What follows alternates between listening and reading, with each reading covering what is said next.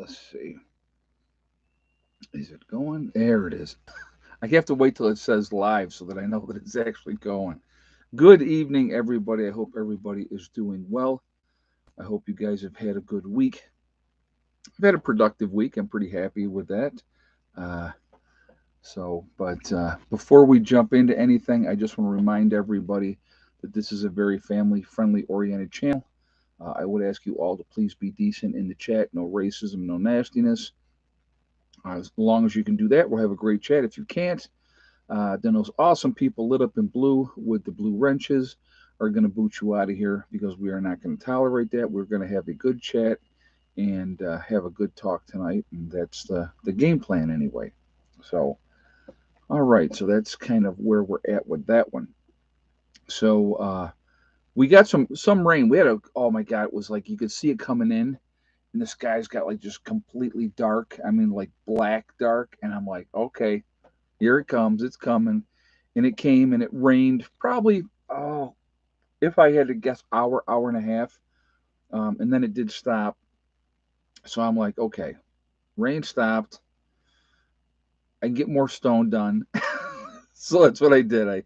I did another load of stone tonight. And it was funny because just put, got up there and just started loading stone. And then my neighbor up there who I bought the property from, him and his wife, he came over and he just started helping me. And I'm like, hey, what's going on? He goes, oh, not too much. I figured I'd give you a hand. I said, well, I appreciate that. So he helped me fill up the truck. And then Steve came up. And then so Steve helped me unload it. But that was the seventh load in this week that ended up getting done. So honestly, it's so weird because it's like temperature's perfect right now for doing what I'm doing. I mean, it's not too hot, it's not too cold, and so pretty excited about making made really good headway. And so, actually, I'll be honest with you, this weekend, my goal is just to keep moving stone and keep getting that going and doing as much as I can. If I can do 2 loads of stone tomorrow, and then maybe another 2 loads again on Sunday, I should be in really, really good shape between I'm thinking I need 5 more loads between the upper meadow and the lower meadow because I do need to put some more down here in the lower meadow as well. But rain is raining like a mother right now. Yeah, we had the rain came and it when it rained it was coming down. The wind was blowing like crazy as well, but it just it stopped and cleared back up, and we're supposed to maybe have some rain in the morning tomorrow, but then by 10 o'clock it's supposed to be all done. So if we get a little bit of rain, I don't even care about that. As long if I get a load in early and get that done, and then I kind of make a video, and then I can rest a little while, and then I'll do another load in the afternoon tomorrow. That would make me happy. So, but it's nice to see it coming together because what I've been trying to do is I've been trying to as I'm coming down the hill from up on top, there's certain spots that got like potholes, and so I filled in another pothole today there first before I put the rest of the gravel up here. So I'm trying to slowly, like up there, I'm just like hitting certain spots, and then here I'm hitting the whole tracks. So yeah, it's like I said, it's because I figure I don't know what April's going to be like. I was talking to Randy, and he said one April up here, they had 21 days in a row where they had nothing but rain. He said then they had 26 days in a row with no rain at all. So you just, no idea what to expect. We'll just kind of see what happens. But, I'm just trying to slowly, and every shovelful I put in there and get that done, it's going to be better. So, that's the way I look at it. So just trying to facilitate it so that when I'm driving in, it's going to be better. And that's why I've kind of focused out in the upper and lower meadows right now, just because those are areas that are wide open, and they need work. There's so many places. But anyway, so we're going to talk about the banking situation. I don't know if you guys have been paying attention or not, but you've already had 4 banks that failed already. Two more on the verge. First Republic is one of them. The other one is Deutsche Bank, German bank. I don't know if you guys saw that or not. A lot of banking stocks have taken a serious hit as well. So people are getting out of it. And there's a lot of people that are very concerned. People are pulling their money out. When you have, you're invested up to 250,000 with FDIC, so you're secure to that point. But if you had, $6, $7 million in that bank, and you only guaranteed up to a certain amount, what do you think you're going to do? Those folks are pulling that money out of those banks. That's just what they're doing. So a lot of creative stuff going on, attempting to save some of these banks, but it's very very interesting watching the whole thing and to see what's happening. See, so somebody had asked this question, and I wanted to address this too. Difference between a credit union and a bank. All right, so credit union is much more regulated. Uh, I have some of my money. Not, like I said, I don't keep very much money in the bank. Period. But I do use one of the credit unions, and I do like the credit unions. Because it's smaller, they're more regulated. They can't make iffy investments, so that's a good thing. And these banks, realistically, and I want you to think about this, guys, and I really want you to think about this. The interest rate that these banks charge on credit cards, number one, outrageous, right? They got to be making a fortune that way. Car loans, house loans, and what you got to understand, and again, the banks and these credit unions, they don't ever lose when it comes to that, because what happens is with a mortgage, and I've talked about this before, but I wanted to touch base on this because it kind of brings it into perspective. Let's say that you get your mortgage, right? You got a 30-year mortgage on your house. You were only able to put a small amount down or put nothing down. You have to have PMI, which is private mortgage insurance, until you have a 20% equity in that home. Once you hit a 20% equity, you can drop the PMI. What the PMI does, private mortgage insurance, it does not protect you, the homeowner, it protects the bank.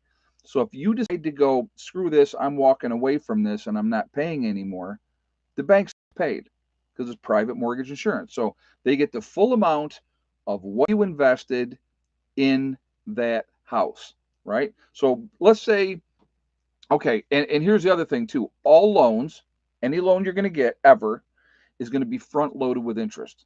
So in the very beginning, that first 5 years or 10 years, that's when you're paying more interest in very little principal on the property. So you're really not building a lot of equity early on when you have that type of thing.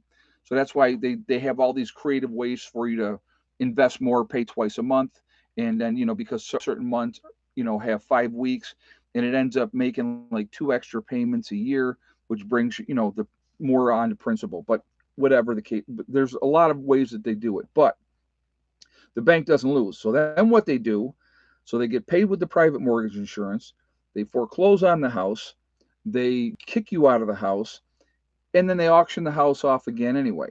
So they're making money on top of that as well. So they don't lose. They don't lose. Okay. And so that's something that you need to think about. Oh, the poor banks and blah, blah. No. If they're investing their money poorly, that's on them. They should be flush with cash. They should be in really good shape because, like again, when you're looking at number of people out there that have credit cards, a lot of people have credit cards. Okay, you're looking at a huge interest rate on those type of things. You know, and it just it's amazing to me. Um, Car loans, depending on what your credit score is, right, depends on what you pay for a car loan. It's all part of it as well. The better your credit, the less your car loan interest rate is. The worse your credit, the more you're going to pay because the chances of you reneging on that are better. That's the way they look at it. You're a higher risk because your credit score is under a certain level, and that's what they do. And that's again, it's all part of it. And so those are things, and again, they're making really really good money on that as well. So these banks should not be going, you know, kaput, if you will. Uh, they should be flush with cash. They should be in really good shape. But what are they investing it in? They're investing it. I mean, I don't know. I don't know what they're investing in this, but they're taking risk when they shouldn't be. You know what I mean? Like I said, there's no excuses for these banks to be going the way that they're going. You know, but that's just my take on it. Poor management. I don't know, poor investments, a combination of both of those things. But if you're going to take a gamble, I would go with the credit union. That's just my advice to anybody. You can do whatever you want to do, obviously, but credit union is definitely the better way to go. More stable, less chances of imploding. So, but anyway, there's so a lot of issues with these banks. People are very, very concerned, and I kind of have mixed feelings on this whole thing because part of me says, hmm, I wonder if this is being done intentionally because I have a suspicious nature by heart. I don't think things happen by accident. I think things happen because they're planned a lot of times. Uh, I don't have a whole lot of trust when it comes to big financial institutions who, from the people that run our country to big business and those type of things. They're generally not looking out for your best interest. I mean, that's reality, right? I mean, that's just that goes without saying. So, be skeptical, and when generally if the government tells you to do one thing, I generally go, well, maybe we should do the exact opposite of what they're saying. Everything's fine. Everything's going to be okay. You're safe. Everything's great. Your money's safe. Everything is fine. Don't worry. Everything's fine, right? I just that scares me. I'll be honest with you. When they say that type of thing, that just it causes a lot of concern as far as that goes. As far as I'm concerned, so you just have to be, you have to do what's best for you. Make your decisions based on that. Again, and I've told you guys, and I don't keep money in the bank. I don't have money in the bank. I would rather have money into tangible goods, things that I can put my hands on, things that I can touch, that are going to retain their value, especially if things go sideways. It's not like they're going to say, right? Like an example would be, let's. It's a Friday, right? The stock market's closed, everything is fine. Let's say over the weekend, the ATMs were going great, everything's fine. Monday comes, the banks don't open their doors. Now, we're just speculating here. I'm not saying this is going to happen, but if it did, that's all we're doing. A scenario. So Monday comes, the banks don't open back up. You can't get your money back out. You can't do anything. You think they're going to tell you ahead of time, hey, listen, hit them ATMs this weekend, get as much out of there as you can because Monday we're going to be, there's no more. They're never going to tell you that. They're never going to tell you that. So, you know, when they say, oh, don't worry, everything is fine, that's when I think it's a big time to worry. I think that's a huge time to worry and to be concerned, but yeah, the banks won't tell you to take your money out, so you lose either way, right? And if you got a whole bunch of money in the bank, and all of a sudden the bank is closed and you can't get your money out, that's doing you no good. That's doing you no good. That's not going to help at all. Um, I had a banker tell me today that all the buildings in the apartment buildings in our area is to help the tax base. She must think that I'm an idiot. Yeah, I don't like it when people talk down to you like you are an idiot, that you don't know if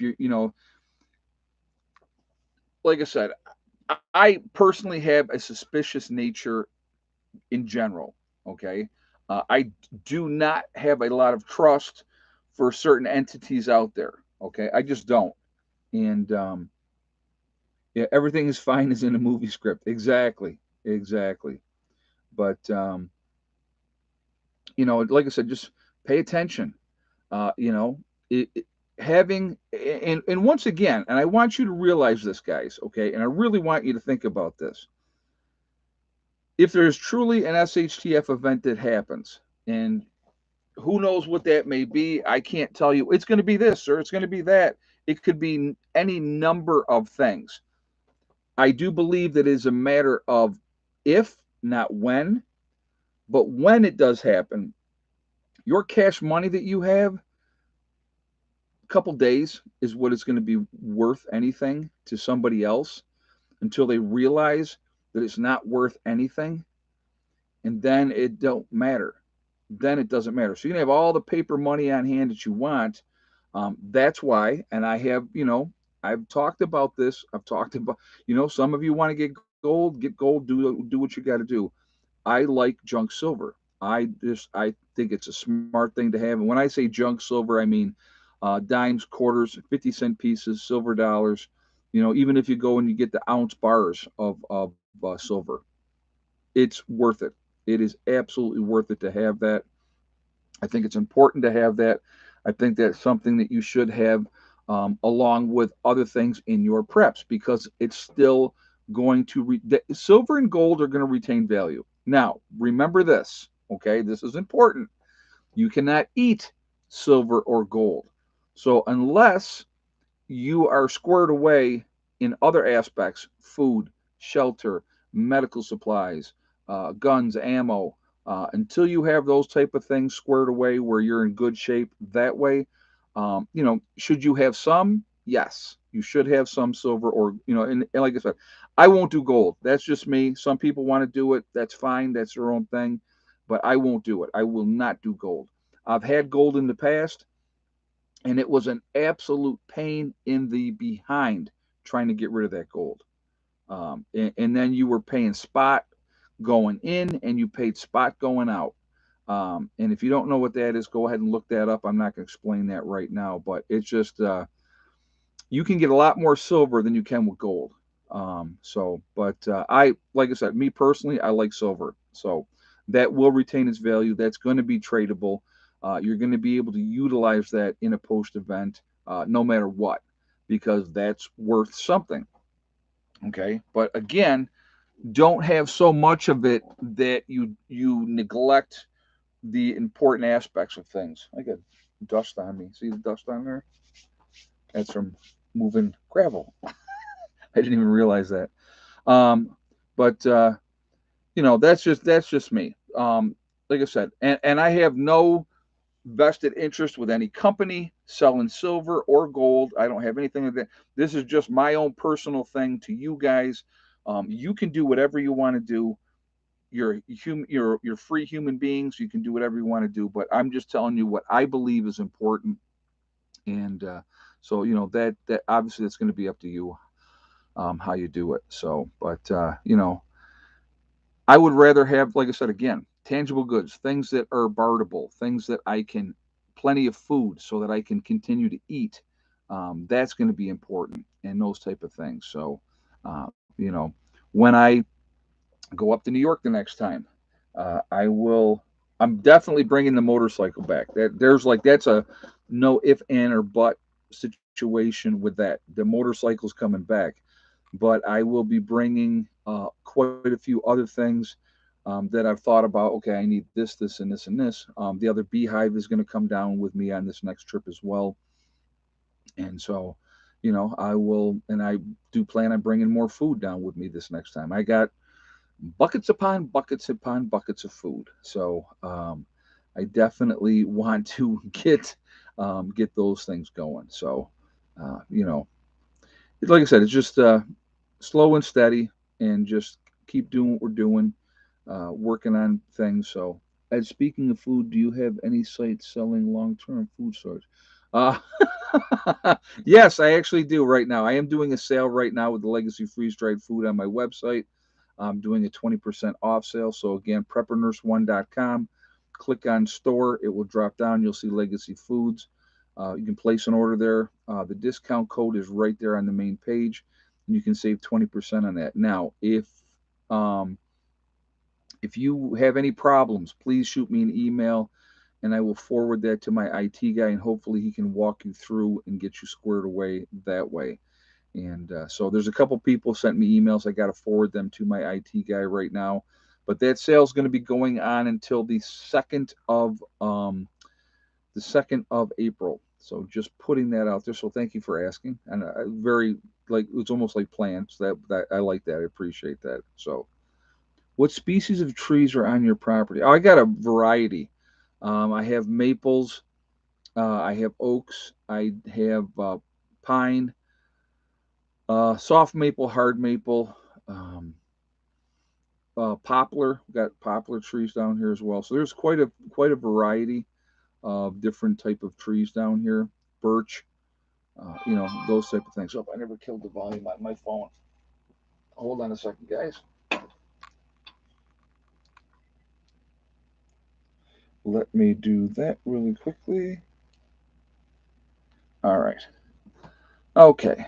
So, but anyhow, that is, that's how that goes. But uh, yes, I do believe so. Terrence Parker Jr. is asking, will bars of soap have value when stores go empty? There will be people still be making soap. They'll make money off of making soap. It's not a bad skill to have, knowing how to make soap. But I will tell you this, Terrence Parker Jr., I have plenty of bars of soap, lots of different soaps. I have toothpaste, razors, mouthwash, toothbrushes, all those type of stuff. I have cuticle kits, believe it or not, because that's something that's going to be there. People are going to want that stuff. What you have to understand in a true SHTF event, okay, in a true SHTF event, what you're going to have happen is 6 months out, whoever's still around, right? Those of us that grew up in this world, because it's going to be a whole different world. Kids are going to adjust very well. They always do. The adults, not so much. But what people are going to be looking for is some semblance of normalcy. That's what they're going to be looking for. That's what they're going to want.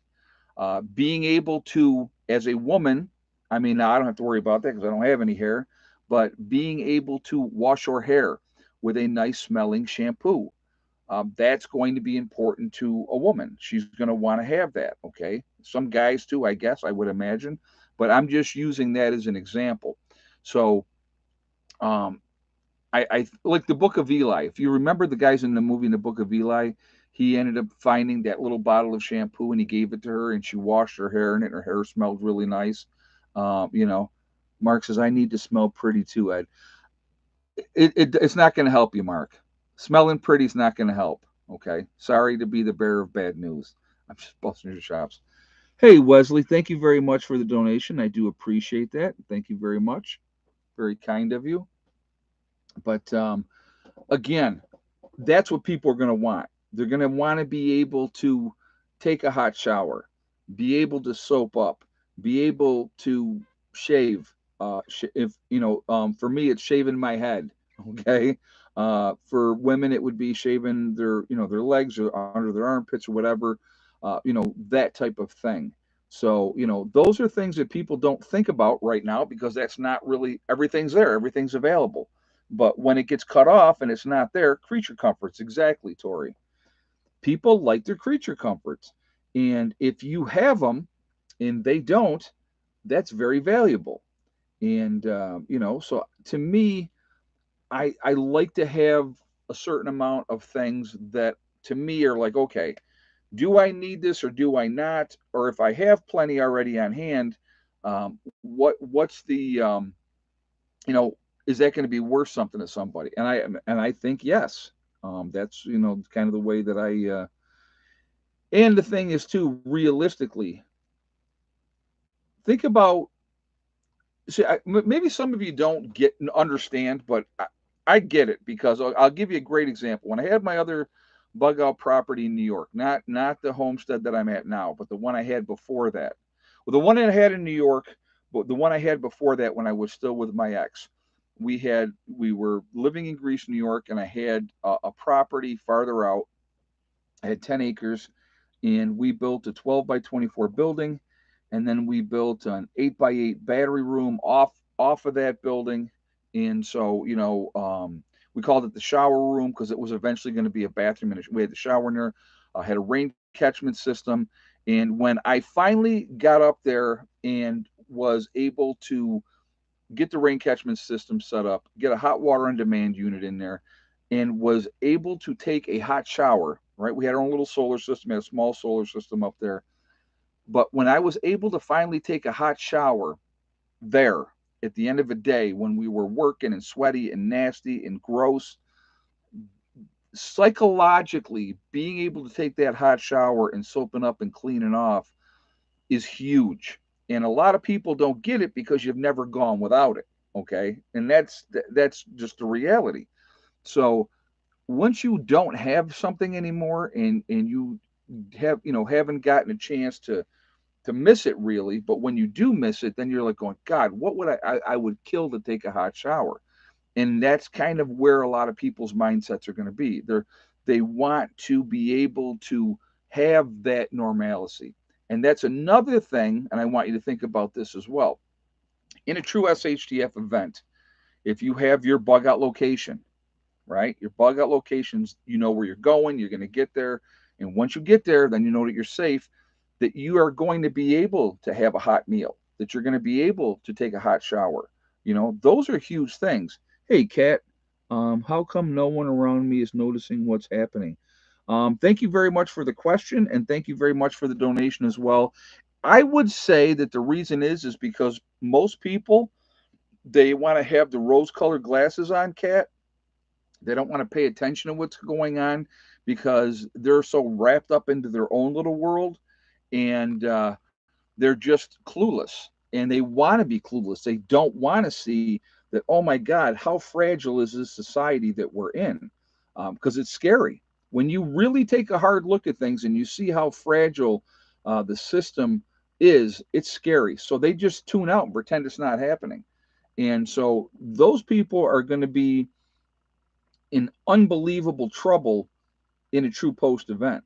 You know, think of just even think about the natural and I always bring this up because it drives me crazy. It really drives me crazy. You just look at the natural disasters that we have in this country every single year. Every single year. All right. And I'm going to use a great example. All right. I'm going to use a great example this year. What happened in Buffalo, New York? Right. How many days ahead of time did they say huge storm coming in, big storm coming in, right? Prepare, get ready, do what you got to do. And what did people do? Just went about their business like they always do, were not prepared. And then when they got hammered and dumped on with snow, that one young girl lost her life. There was a lot of people that lost their lives because of that storm. When I see people needlessly die for no reason other than ignorance and stupidity because they weren't taught, that is just an absolute waste to me. There was a 23-year-old girl, and I talked about this before. She was in her car, had scrubs on, not proper footwear. I don't even think she had a jacket. She's trying to get home, got stuck, calling on her mom, talking to her mom on the phone, and she said, "Yep, I'm gonna, stay in the car until it runs out of gas, and then when it runs out of gas, I'm gonna try to get out and, get someplace, try to make it, right?" Because she was stuck. Well, the muffler got buried over with snow, and the girl died of carbon monoxide poisoning. Now, two things should have never happened there. Okay, two things should have never happened there.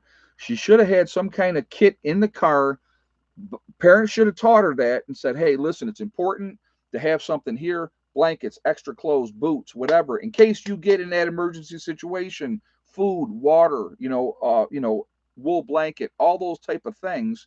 Long johns, right? All that stuff. You live in Buffalo, New York.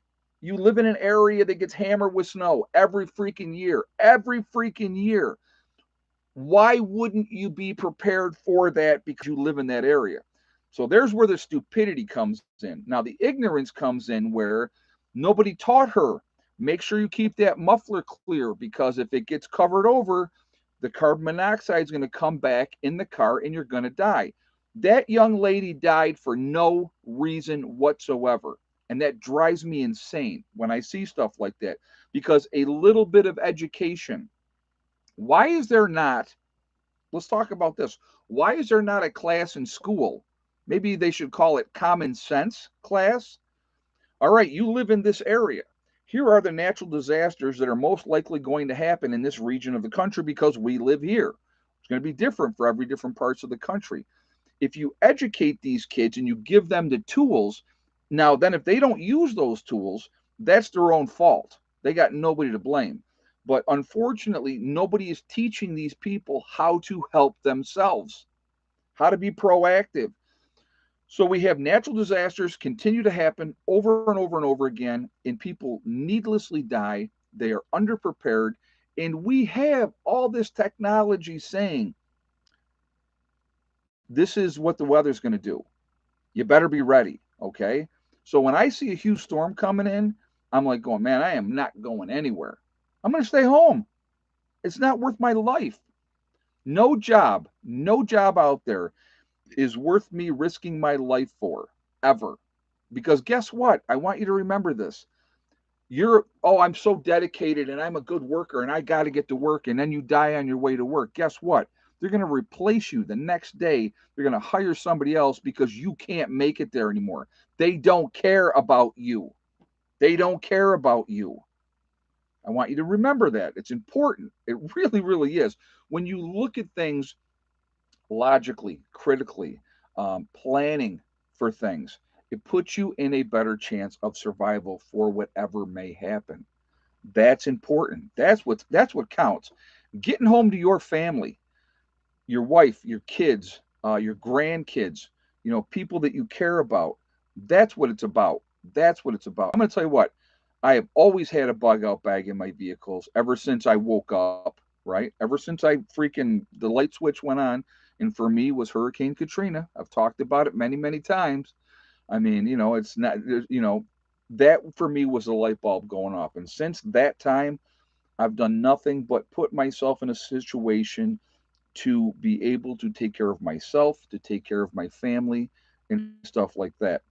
It's important to have these things, folks, because if you don't, you get caught with your pants down and you're underprepared. Look at the number of people. Look at the number of people out there that don't wear pants in the wintertime. They wear shorts. Well, I'm just going from my car to here and there and stuff like that. So I'll just wear shorts. So they wear sneakers and they wear shorts. So what happens if the car goes off the road? Do they have those supplies in their car? Of course they don't. Do they have something where they could wrap up in some blankets and throw 3 layers of clothes on and sit there and wait and put themselves in a situation where they can survive a couple of days living in their car, no matter how cold it is? No, they're not. They don't think about that because it's not instant gratification. You have to think, you have to plan. They just don't. And event after event after event continues to happen over and over and over again. And people always underprepared, never ready for it, no matter what part of the country that they live in, they're not ready. And then when something happens, then it's crying and, oh, poor me, oh my God, why aren't they helping us? Meaning the government. Keep holding your breath and waiting for the government to come help you. Let's ask the people of Hurricane Katrina how that worked out for them. That's a good question, right? That's a great question. How'd that work out for them? How'd that work out for people in the Superdome? Read those stories. Go look at that, because you're not going to see that in mainstream news media. That's not going to be there in mainstream news media. Find out what happened to those great, wonderful people that had to get together and go to the Superdome and try to survive after Hurricane Katrina happened. See what happened to them, right? And if you saw that and you read what happened to those poor folks in that situation, well, you'd prep. If you never prepped in your life, you'd get off your dead behind and you would prep out the wazoo. It would motivate the crap out of you.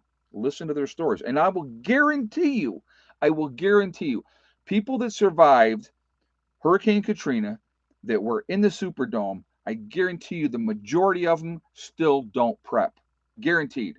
You know why? Because things went back to normal. And they went, okay, everything's good now. I don't have to do this anymore. I don't have to worry about it. There will be some people that wake up from these events and they'll go, oh my God, I'm never putting myself in that position again. And my priority Once I woke up and realized how bad things are and how bad things can be, and how we can't rely on our government, that we need to rely on ourselves, it motivated the crap out of me because I looked at my kids, and it's always been about my kids, folks, and it always will be about my kids.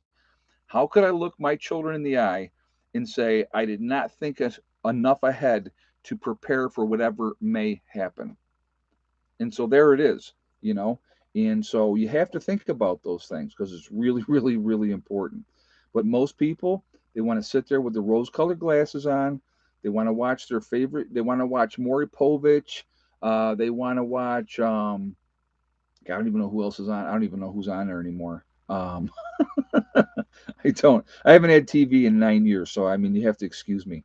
But whatever shows that are on there that they watch, right? That they mindless entertainment. That's all they care about. It's all they care about. What do we got? 403 in the chat. We're at 162 on the thumbs up. If you have not shot a thumbs up yet, please do so to show support for the channel. I do appreciate that. It really does make a huge, huge difference with the algorithms. Soap operas during the day. There you go. Hey, Kat. I always tell people, why don't you think of how it would be, how crazy people would go with no power? That's just one thing taken to. People are so unprepared. Yeah, yeah. All you can do, Kat, is this. You can prepare the best that you can to help the people that you care about and the people that you love. Okay, it's all you can do. And if you decide after an event, if you want to help somebody else, that's your call. But don't take away from the people that you care about. That's what you got to remember first. That's what you have to remember first.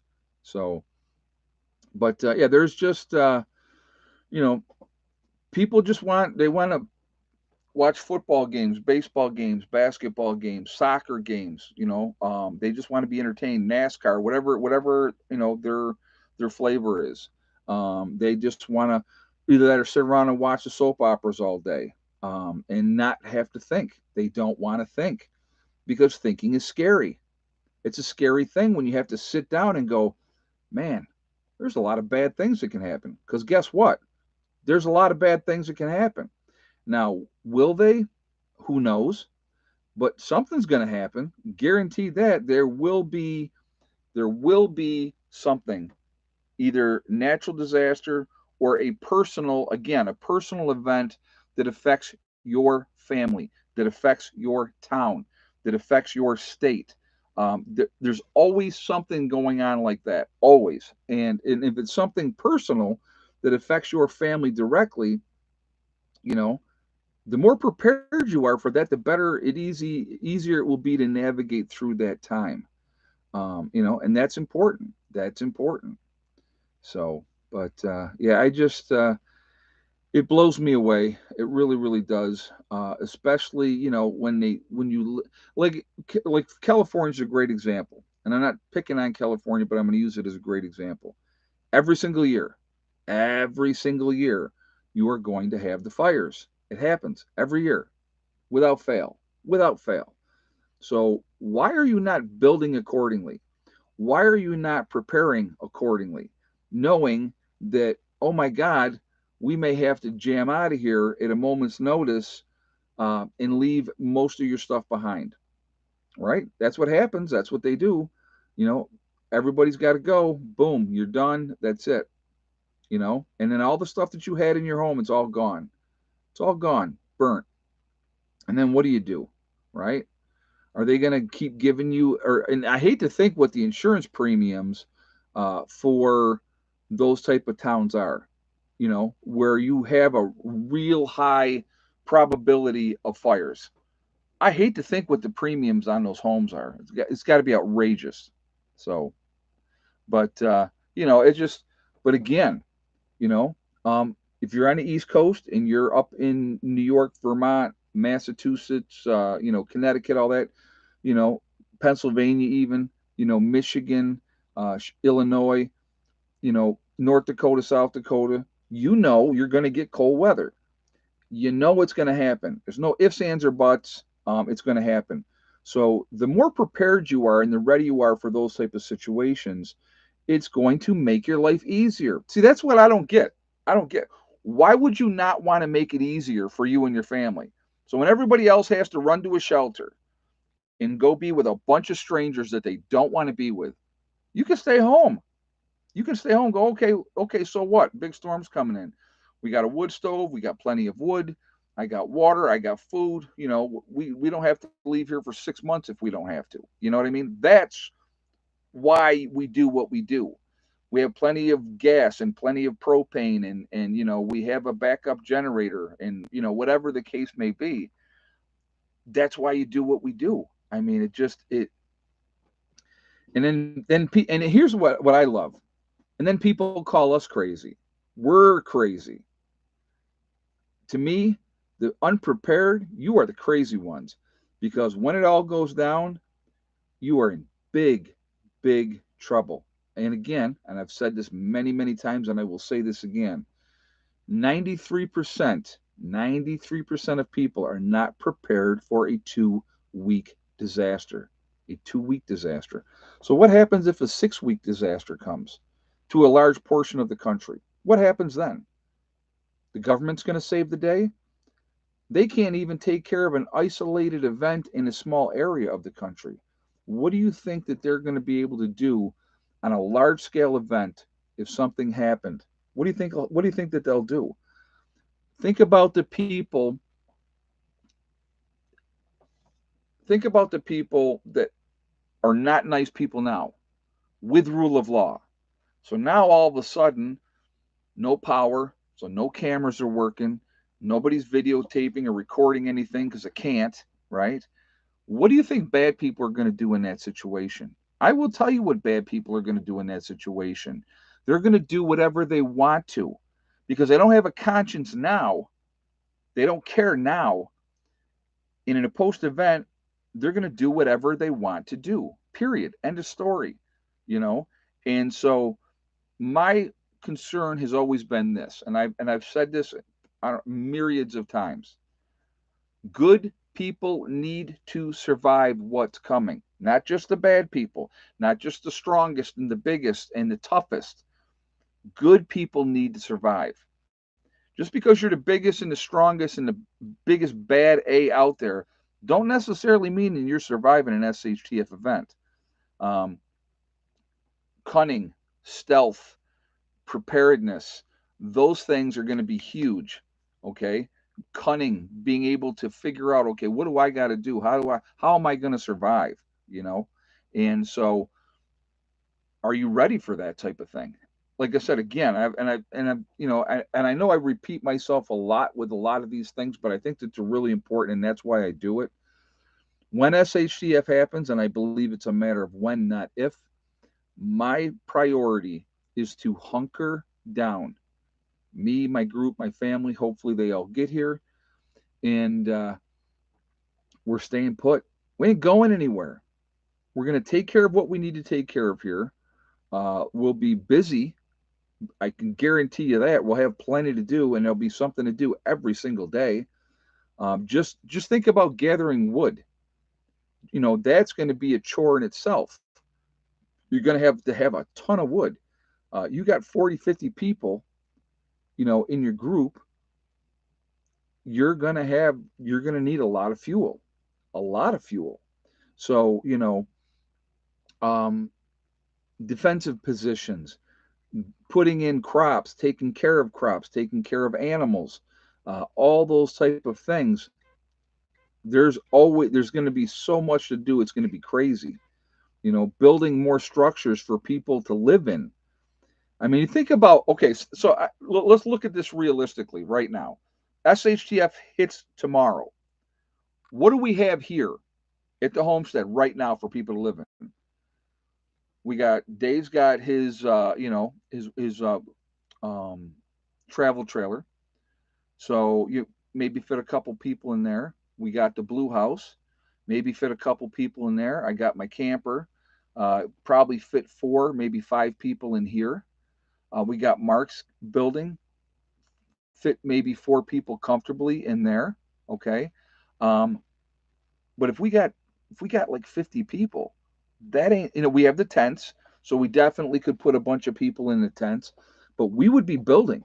we would be building big time because you would have to.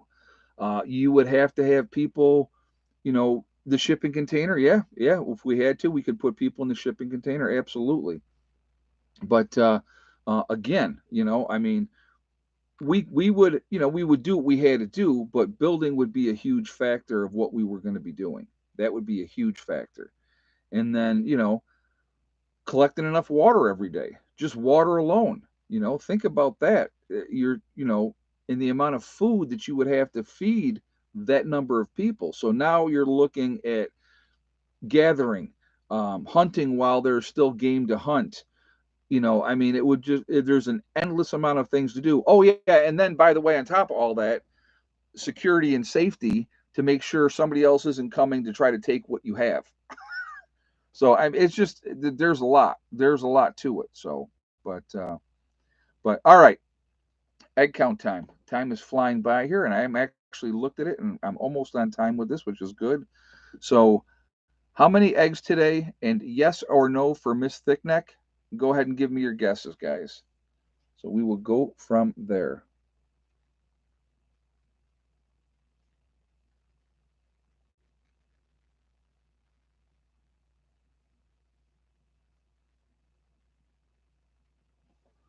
So I'll give you a moment.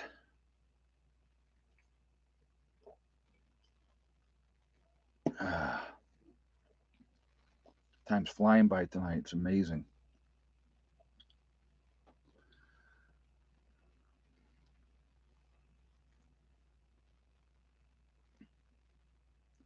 All right. If you had the same guess, and I hope I'm saying this name right, Paulo Cosmo with 7 eggs, and no thick neck today. She did lay the last 2 days, so she does entitled for a day off. So that is the egg count. Sharon actually had the right number. Sharon Barrett had the right number as well, but um, Paulo Cosmo got it right first. So congratulations, you've won absolutely nothing. I have to go through. Like I said, I got a bunch. I've been guys. I'm gonna tell you what. I've been very very busy, and I am not making excuses at all. But I got to go through all the stuff that I got in the PO box.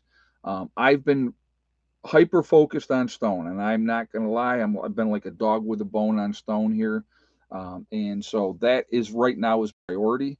I do have some books to give away when we get to that point. I have not mailed out the other books yet. Like I said, I've been really really busy. So um, if you want to see how easy it is, come on down to Move Stone with me one day. You'll understand. It is definitely work, but it is, yeah, I've been too stoned to do anything else. I'll tell you what, if I do now, I do one load a day all day long. That's not a problem. But if I get the time and I don't have other things going on, and I do 2 loads, after I do 2 loads of stone, I'm going to tell you right now, my butt is kicked. It is kicked, especially if I'm doing it by myself. Yeah, I can do it. Okay, I can do it, but man, I'll tell you what, at the end of that day, I'm like going, okay, I'm good, you know, but it's an important thing that has to be done. I have the stone up there.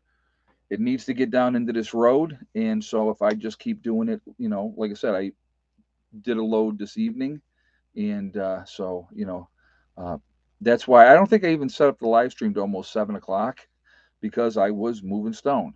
So and no, the neighbor kid has a dump trailer, and we did do the one. Was it back in February? I think it was February. We He came up here, and I had the group was here. It was on a Friday, and we had like 5 of us shoveling gravel into his dump trailer, and we did do 4 loads that particular day. Okay, and that was a lot of work. That we were all really tired after that one. I can tell you, that was a long day. It was not easy, and but it is.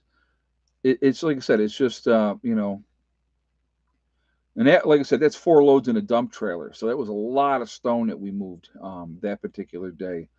But so what I'm doing is, and it's funny. I'm looking, like, even today when I was looking at the upper meadow after I put the stone in there tonight. I looked at it and I went, okay, now it's starting to look a lot longer, a lot bigger. But that was today's was the fourth load in the upper meadow, and so again, but some of the stone did go into potholes coming down the first hill, and there's a couple more potholes that I want to hit there.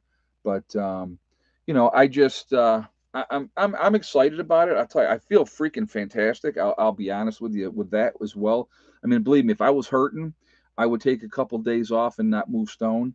But while I'm feeling good about it, I feel strong. And I've been just at it. You know what I mean? And I'll tell you what, you want to get in shape, it go move stone. Go, either that, go move stone or go move block. Go move concrete blocks.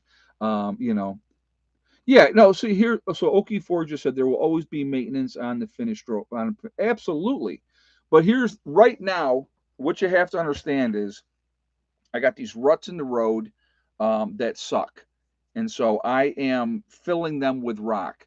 So I'm trying to, you know, oh, it's more than six, Mac. We put in, so last fall, we put in, he was able to drive in, okay, if you guys remember. And he did a stretch of the road. He did 2/10 of a mile, and he put 4 truckloads, so 100 tons of stone in that section. That section was the worst section of the road. So he put, and that was full coverage, the whole road, 100 tons of stone, 4 loads then. Up on top, what we've done since this spring, I think that's another 5 loads. I believe. I believe that's another. Is it 5? Because he's put some of it down. He's been able to come down part way, dump that down. I think that it's either four, maybe it's 4 more loads. It might be 4 more loads that we have up there. And so right now I've been, like I said, I've just been truckload at a time.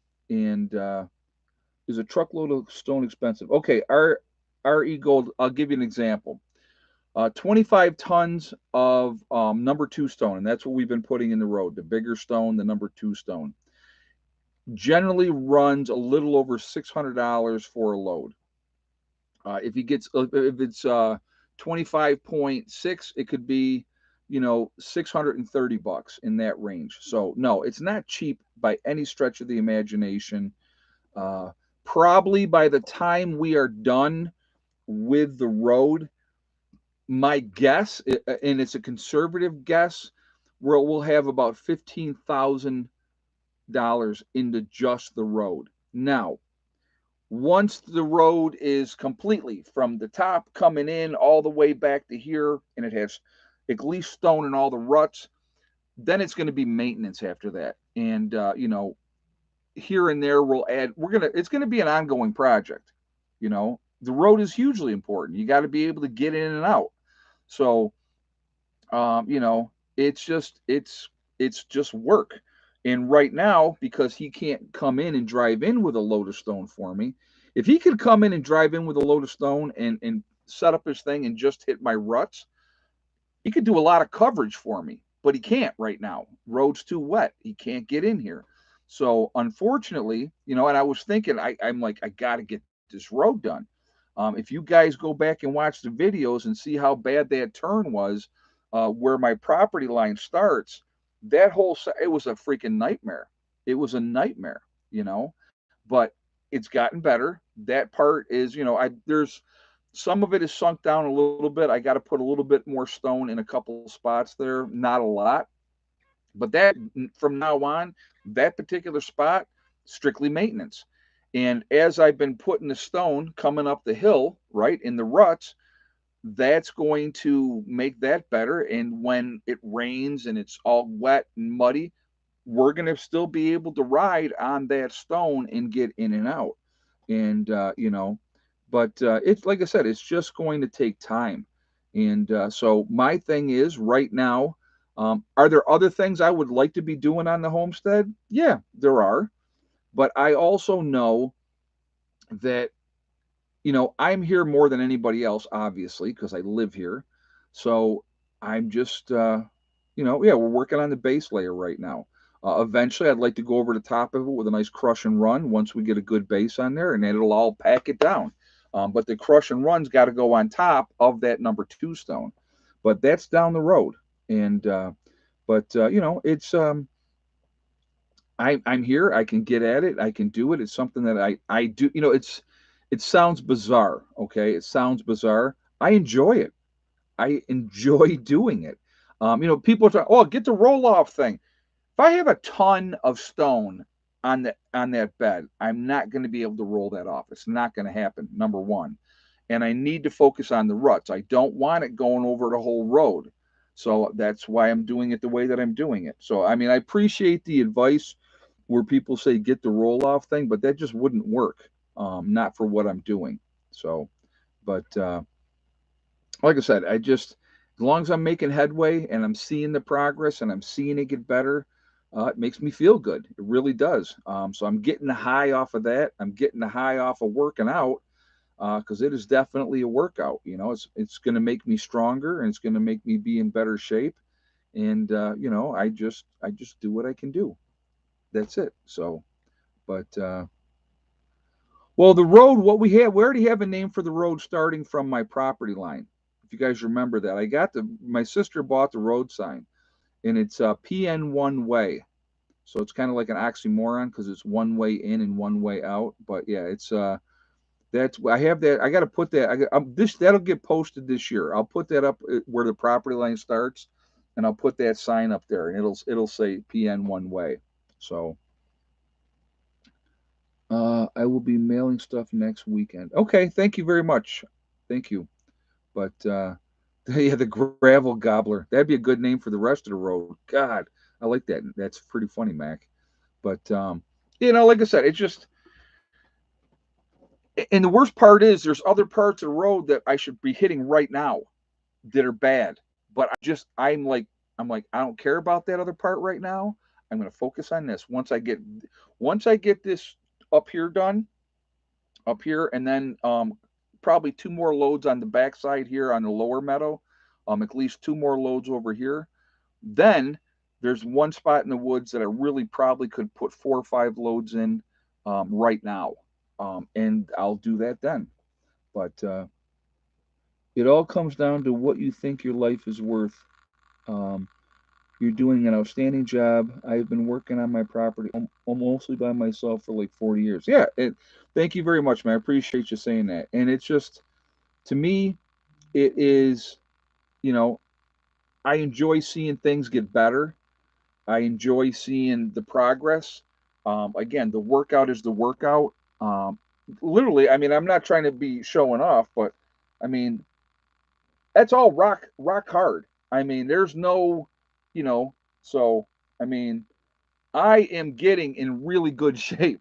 So I like that part. I like looking good. I'm not that I'm vain, but it's just like, why would you not want to look better if you can? Not too bad for an old man. And I'll tell you what. And yeah, nice dad bod. Thank you. Have you ever considered using asphalt?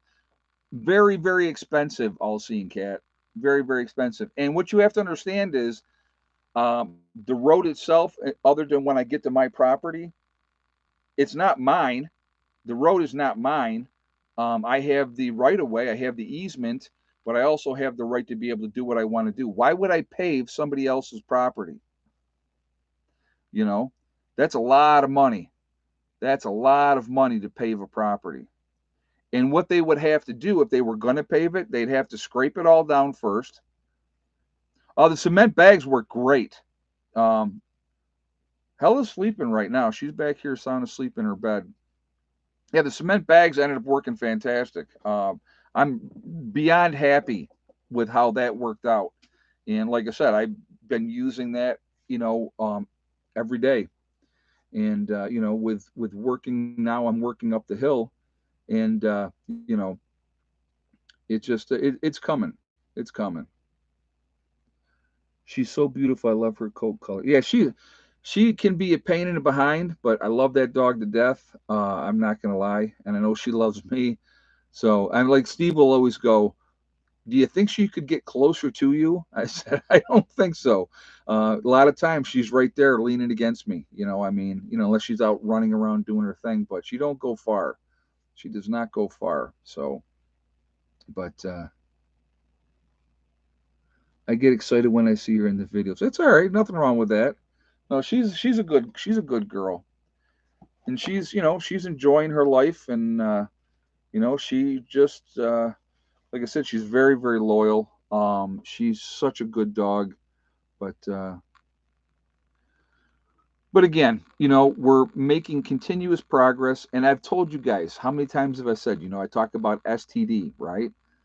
It's methodical. It's just making excuses of why you don't do, oh, I can't do this because of this. Oh, I can't do that because of that. Excuses are easy. They're really easy. Everybody's got them. I use them, right? Everybody uses excuses.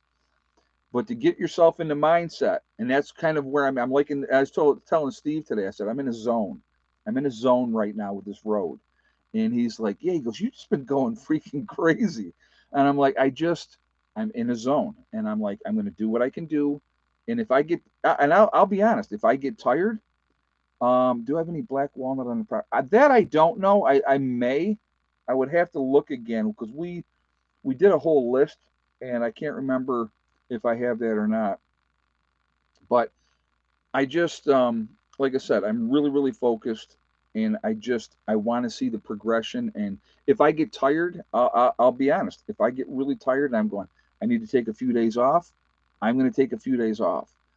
Right now, I'm like I said, we'll see how I feel this weekend. If I do one load tomorrow and one load Sunday, one load Monday, I'm going to be okay with that. Now, if I can get two loads tomorrow and two loads on Sunday and maybe do two loads on Monday, I would be ecstatic. You know, like I said, my goal before the next get together when everybody left, because the month before I did one load and I had issues with the tailgate, and then I never got to back to getting to any more stone done. And then when everybody came down, we were busy doing other things and we didn't do any stone work at all. So in my mind, I said, I'm doing at least 10 loads of gravel before everybody comes down for the next get together. And we're going to do shout outs here in just a second. Relax. I'm talking. Um, but my goal was I said, I'm going to do at least 10 loads before everybody comes down next month. And right now, today's load that I did was number 7. Was number 7. So I will be way past 10. And that to me is exciting because I'm seeing the fruits of my labor. And it doesn't look like a lot when I do it, each load that I do. And I go, oh man, I wish that was more. But it's getting there. Hey, I can prep too. Never asked this, but in my life, but my friends had a baby preemie today, only 1.2 pounds. Please pray for the baby, Travis, if you are in the praying sort. Okay, so anybody that prays, I will keep the baby in my thoughts. That I can tell you, I don't pray. So, but anybody that does pray for the baby, yeah, 1.2 pounds is definitely big time preemie. So, thank you very much, anybody that does pray. So, thank you for that. All right, so shout outs. Let's do that and get that going. We got Icky Can up in Canada. Real good guy. I would ask you to please support him. You have Angry Prepper, which is Jason down in New York City. You have Alaska Prepper, who is Rudy, another really, really good guy. You have Sean James and My Self Reliance, same guy, 2 different channels, but he is a really, really good guy. Great watching him build. He's up in Canada, and he's doing a fantastic job. You have Demcad is another really good guy. You have Corporal's Corner. There's Bjorn Hansen. You have 80K Man up in the Adirondacks. You have Bizarrizza Jizza, who does the Carrington Chronicles. It's a good series, a lot of good information with that series. Let's see. You have Marfugal News with Adam and Dax out on the West Coast in Seattle. Definitely show them some support as well. There is Magic Prepper, who is in North Dakota. You have Wranglestar, and that's Cody. Another good channel. A lot of good information with that channel as well. You have Red Poppy Ranch. There is Survival Lily. You have Kyle's Cabin. It's Kyle and Sierra up in Minnesota doing their thing up there. They've had quite the winter up there this year. You have Bush Radical and Girl in the Woods, husband wife team who split their time between Michigan and Alaska. Two different channels, but they got a lot of good information on their channels. There is Green Greg's, like Green Greg's as well, especially if you're looking for gardening tips. He's a good guy for that. We have Southern Prepper One, who has the Boots on the Ground series. Real good information with that as well. There's Man Prepping. You have St. Bernard Acres with Joe. There is Doug and Stacy. You have the Nomadic Movement, who is down in Panama. Nice young couple down there. The Green Dream Project out in Arizona doing their thing, living in the desert. Really cool to watch what they're doing. Camping with Steve Wallace, doing stealth camping. Bush Doctor Survival. There is Monkey Works, the Needy Homesteader. She's been around a long time. A lot of good information on her channel. Boss of the Swamp.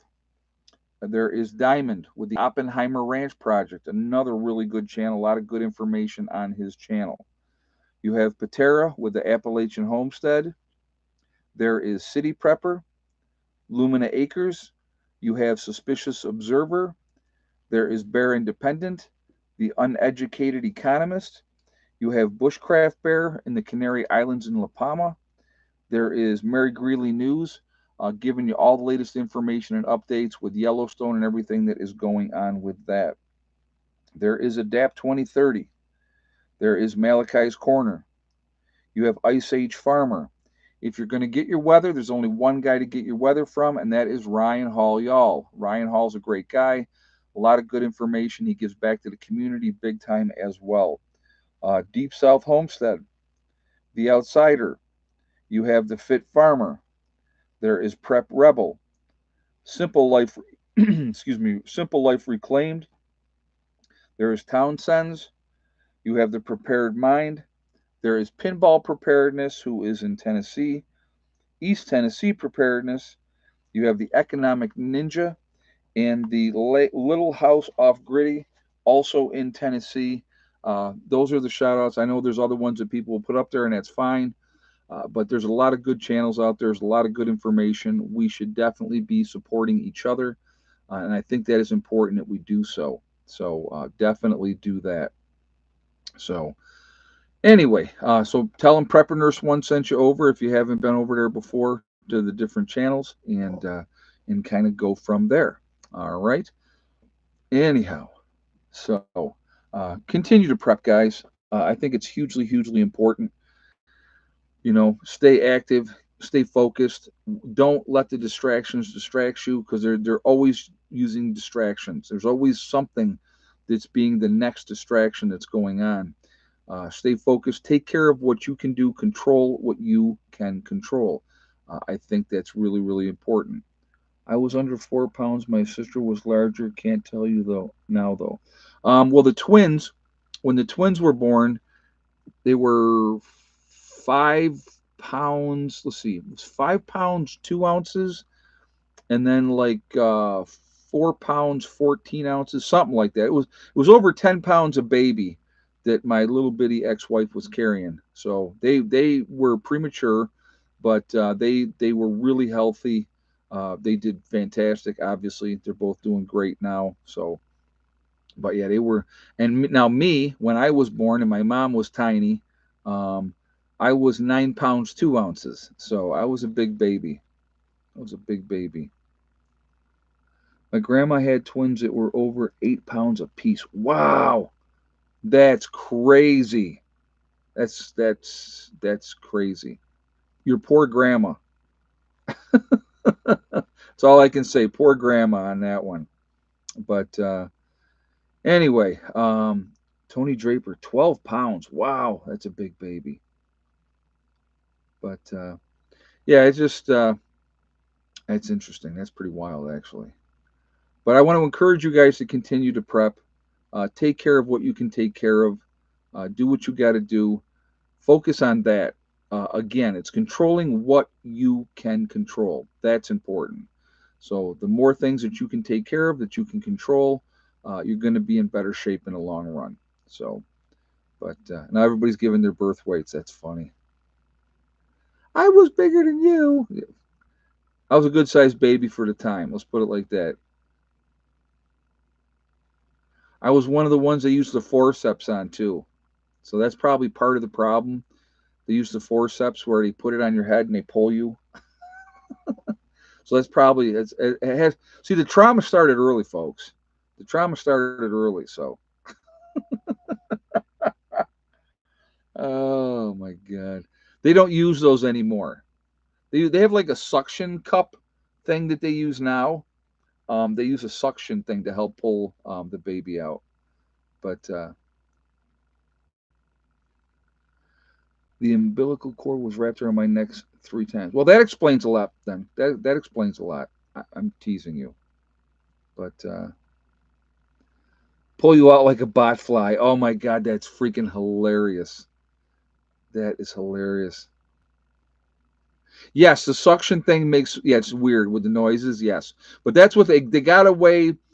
They got you know why they got away from the forceps and went to the suction cups. Honestly and realistically, because too many babies were having brain damage because they were using the forceps to pull the babies out with the forceps. That's the reason. So I mean I'm saying it in jest that that's where the thing started with me, but that's why they stopped doing it.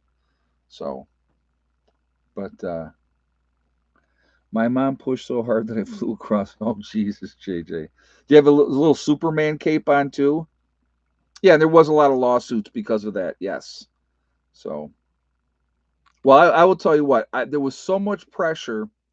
I'll tell you a funny story. You guys are going to kick out of this. So there was so much pressure because I was such a big baby and my mom was so small that I was purple for the first 3 days that I was born. Right.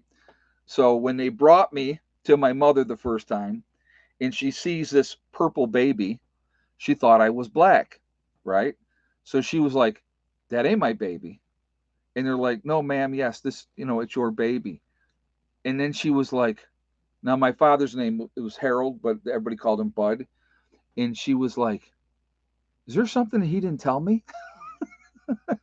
But after 3 days, then I obviously I'm white, so but that's pretty funny. That's pretty funny. She was worried. She was like, "Oh my God, what's going on here?" But so that was a funny story. She thought my father wasn't telling her something. So but all right, let's do this. We are legion because we are many.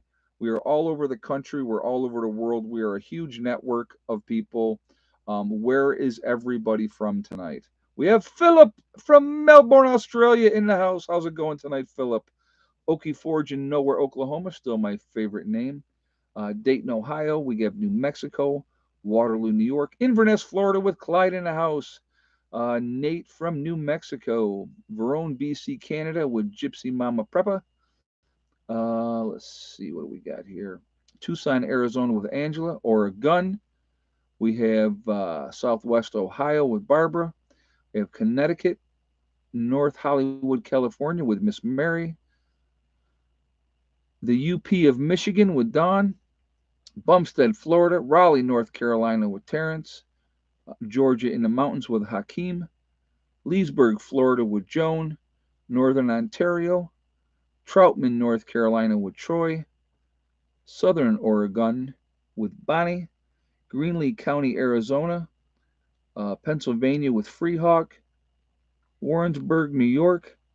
We have Western New York, Northeast Texas with Rick. Minnesota is in the house. Morning Light in West Virginia. Akron, Ohio with Sarah. Sagi, Missouri Ozarks with Delbert. We have Bay of Islands, Newfoundland, Canada with Mar. Fort Worth, Texas with Sonia. St. Augustine, Florida with Diane. R Squared is in West Virginia. Lickskillet, Alabama. Roll Tide, Thomas. Central Pennsylvania with Jen. We have Colorado is in the house with Dale, or Dell, I'm sorry. Uh, Good night, Philip. We'll see you later. Have a good night. Huntsville, Alabama with Red Maple Grove. Emil up in BC, Canada. West Central Ohio with Dale. So, again, guys, we are all over the world. We're all over the country. We are a huge, huge network of people. We are the ones that are awake. We are the ones that can make a difference. We can try to wake people up now, but I think our true calling will be in a post event because then we will become educators. We will be helping people to survive and teaching them what they need to do to survive, teaching them how to help themselves. And I can guarantee you this, in a post event, those people will listen where they will not now. So we got Central Iowa's in the house with Robert.